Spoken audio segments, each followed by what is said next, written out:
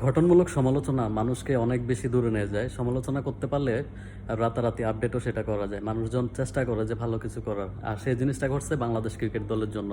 আমরা যখনই এদেরকে গালিগালাজ করি, একটু সমালোচনা করি, আর এরপরের ম্যাচে ভালো খেলে। যেহেতু সবাই এখন সোশ্যাল মিডিয়ায় আছে, তারা সব কিছু দেখতে পায়। তো শ্রীলঙ্কার সাথে এই প্রথম তারা টি-20-তে সিরিজ জিতছে। তো ওভারঅল বাংলাদেশ অবশ্যই ভালো খেলছে। টেস্টে ভরাডুবি, ওয়ানডে ভরাডুবি, এনিওয়েজ টি-20-তে অ্যাটলিস্ট একটু ভালো খেলছে।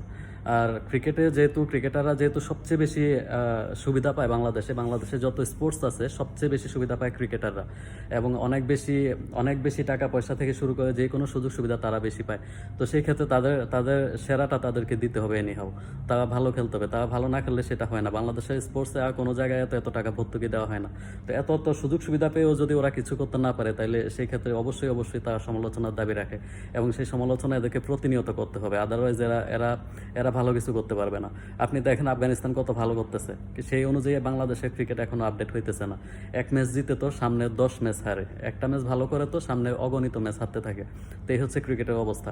যেহেতু এরা সবচেয়ে বেশি সুবিধা পায়, এদেরকে সমালোচনাটাও ওইভাবেই করতে হবে, যাতে খেলার মানটা অ্যাটলিস্ট ধরে রাখতে পারে আর কি। ঠিক আছে।